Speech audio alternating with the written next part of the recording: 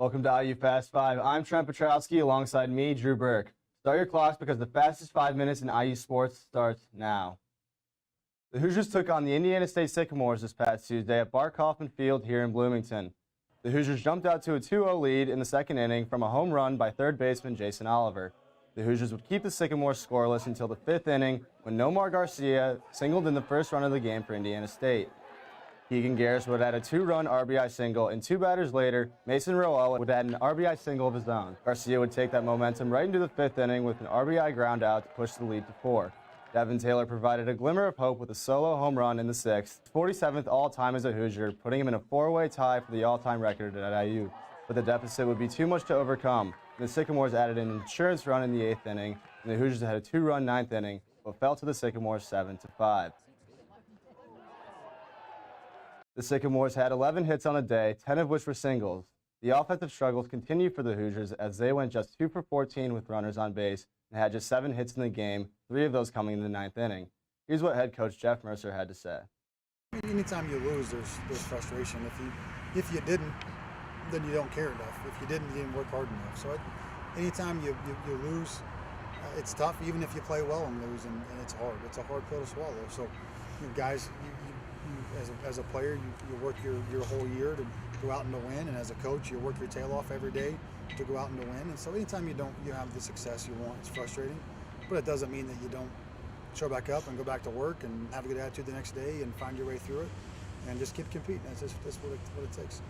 The Hoosiers are back in action tomorrow here in Bloomington against Maryland as they kick off a 3-game weekend series. First pitch is slated for 6 p.m.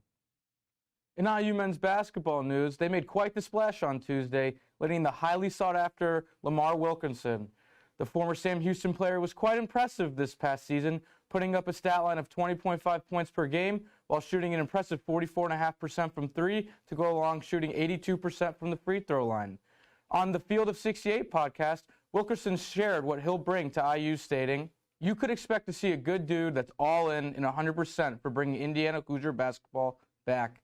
Wilkerson said, "I like to think I'm very electric. I play with a lot of passion. I might play with too much passion at times, but I feel like you'll get an electrifying player that's going to go 110% with whatever jersey I'm repping. And I'm happy to say it's going to be the Indiana Hoosiers."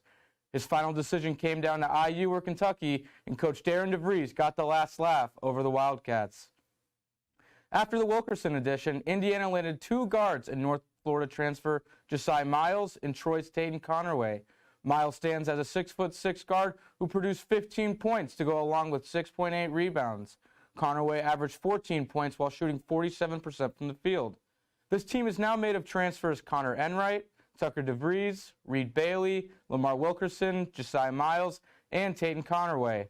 The new brand of IU basketball is taking form as the average three-point percentage is 38% between the incoming group. It should be exciting to see how our roster continues to build and hope for an exciting year of Hoosier basketball. Now pivoting to Ava Wajanki on an exciting event for fans to get a preview of some IU football. Thank you, Drew. If you're looking for something to do tonight, then consider on heading over to Memorial Stadium for IU football's spring game. With parking lots around the stadium opening at 5 p.m. for fans to tailgate beforehand, there will also be various other activities going on inside the stadium leading up to the game that starts at 8 p.m. Admission is free to all fans. The spring game provides a look at new additions to the roster while also getting to see familiar favorites from last season. Indiana will split the team into 2 groups, and offense will play the defense for a full half of football. While things have changed since the Hoosiers made their run to the college football playoffs last season, head coach Curt Cignetti assured the media that this open game will be ran business as usual. For more information on the event, head over to IUHoosiers.com. Back to you guys at the desk. Little 500 Spring Series wrapped up this past Friday with Alpha Chi Omega and Sigma Alpha Epsilon coming out on top. Falling just 2 points short on the men's side was Cutters, and coming in second place on the women's side was Delta Gamma, coming 29 points short of Alpha Chi Omega. It was a great atmosphere at Bill Armstrong Stadium on Friday. That's what the crowd looks like for the Spring Series. I'm getting chills of what it's going to look like next weekend. With that, who do we like coming out on top? One rider that comes to mind is Theta Chi biker Will Duncan. This is his 4th year, and he's been dominating every year and expect him to keep it rolling. I like Cutters to get their trophy back, and I like Kappa Alpha Theta on the women's side. Can't wait. Well, that's all we have for today. I'm Trent Petrowski alongside me, Drew Burke. Make sure to check out the Fast 5 social media, and thank you for tuning in.